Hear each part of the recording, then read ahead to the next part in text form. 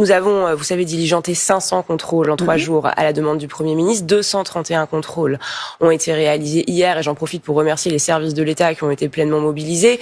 Nous avons observé environ 16%, 15-16% d'anomalies, dont certaines évidemment, ont été sanctionnés de par des amendes. Qui est sanctionné? Comment?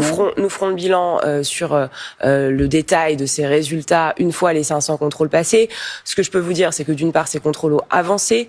D'autre part, qu'effectivement, ça a permis de détecter des anomalies. Mais là encore, il faut être prudent sur les chiffres. Moi, je ne veux pas pointer du doigt bêtement les distributeurs parce que nous faisons davantage de contrôles. On fera du name and shame, on le dira.